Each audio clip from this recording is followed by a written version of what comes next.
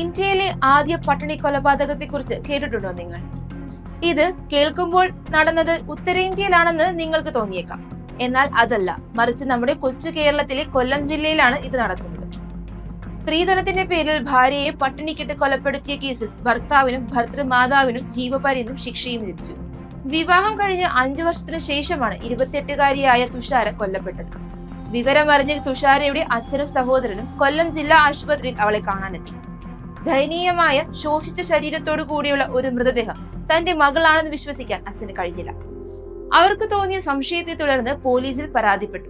അങ്ങനെ നടത്തിയ പോസ്റ്റ്മോർട്ടത്തിലൂടെയാണ് ക്രൂരവും അപൂർവവും മനുഷ്യത്വമില്ലായ്മയുടെ പ്രതീകവുമായ കൊലപാതകത്തിന്റെ ചുരുളഴിയുന്നത്. 21 കിലോഗ്രാം മാത്രം ഭാരമുള്ള ആ മൃതദേഹത്തിന്റെ ആമാശയത്തിൽ ഭക്ഷണത്തിന്റെ ഒരു അംശം പോലും ഇല്ലായിരുന്നുവെന്നായിരുന്നു പോസ്റ്റ്മോർട്ടം റിപ്പോർട്ട്. ചർമ്മം എല്ലിനോട് ചേർന്ന് മാംസമില്ലാത്ത നിലയിലായിരുന്നു. വയറൊട്ടി വാരിയല് തെളിഞ്ഞ് നട്ടെല്ലിനോട് ചേർന്ന നിലയിലായിരുന്നു. മസ്തിഷ്കത്തിൽ ഉൾപ്പെടെ ആന്തരിക അവയവങ്ങളിൽ നീർക്കെട്ടുകൾ ബാധിച്ചിരുന്നു. 2013 ചന്തുലാലിന്റെയും കരുനാഗപ്പള്ളി അയണിവേലിൽ സൗത്ത് തുഷാര ഭവനിൽ തുഷാരയുടെയും വിവാഹം നടന്നത്. നിർധന കുടുംബമായിരുന്നു തുഷാരയുടേത്. എങ്കിലും 20 പവൻ സ്വർണവും 2 ലക്ഷം രൂപയും സ്ത്രീധനമായി നൽകാമെന്ന് ഉറപ്പു നൽകിയിരുന്നു. സ്ത്രീധന തുക 3 വർഷത്തിനുള്ളിൽ നൽകാമെന്ന് കാണിച്ച് പ്രതികൾ തുഷാരയെ കൊണ്ട് കരാറിൽ ഒപ്പുവെപ്പിച്ചു. 3 വർഷത്തിനുള്ളിൽ പണം നൽകാൻ കഴിഞ്ഞില്ലെങ്കിൽ 5 സെന്റ് സ്ഥലം നൽകണമെന്നായിരുന്നു കരാർ. എന്നാൽ 3 മാസം പിന്നിട്ടപ്പോൾ മുതൽ തുക ആവശ്യപ്പെട്ട് തുഷാരയെയും കുടുംബത്തെയും ശാരീരികമായും മാനസികമായും പീഡിപ്പിക്കാൻ തുടങ്ങി. തുഷാരയെ സ്വന്തം വീട്ടിൽ പോകാനോ മാതാപിതാക്കളുമായി സഹകരിക്കാനോ കാണാനോ അനുവദിച്ചില്ല. 2 പെൺകുട്ടികൾ ജനിച്ചെങ്കിലും അവരെ കാണാൻ പോലും തുഷാരയുടെ വീട്ടുകാരെ ഭർത്താവും മാതാവും അനുവദിച്ചിരുന്നില്ല. തുഷാര മരിക്കുമ്പോൾ മക്കൾക്ക് 3.5, 1.5 വയസ്സ് വീതമായിരുന്നു പ്രായം.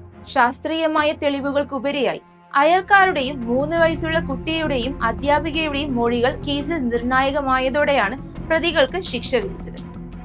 സ്ത്രീധനത്തിന്റെ പേരിൽ പട്ടിണി കൊലപാതകവുമായി ബന്ധപ്പെട്ട് ഇന്ത്യയിലെ ആദ്യ കേസാണെന്ന് നിയമവിദഗ്ധർ പറയും. സ്ത്രീധനം വാങ്ങുന്നതും കൊടുക്കുന്നതും തെറ്റാണെന്നും കുറ്റമാണെന്നും വിശ്വസിക്കുന്ന ഈ രാജ്യത്ത് എങ്ങനെയാണ് വീണ്ടും സ്ത്രീധന പീഡന മരണങ്ങൾ തുടർക്കഥയാവുന്നത്? എങ്ങനെയാണ് ഒരു സ്ത്രീയോട് ഇങ്ങനെയൊക്കെ പെരുമാറാൻ മറ്റൊരു അമ്മയ്ക്കാകുന്നത്? പെൺകുട്ടികളുള്ള മാതാപിതാക്കളോടാണ്, നിങ്ങളുടെ മക്കളെ സ്ത്രീധനം കെട്ടിവെച്ച് മറ്റൊരാളുടെ തലയിൽ ഏൽപ്പിക്കാതിരിക്കുക. ഉള്ള സമ്പത്ത് വെച്ച് പഠിക്കാനും ജോലി ചെയ്യാനും സമ്പാദിക്കാനും അവളെ പ്രാപ്തയാക്കുക.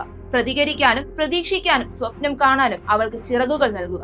പെണ്ണിന്റെ മൂല്യം സ്വർണത്തിലും സമ്പത്തിലുമല്ല, മറിച്ച് അവളുടെ ബുദ്ധിയിലും മികവിലുമാണെന്ന് ലോകത്തോട് വിളിച്ചു പറയുക.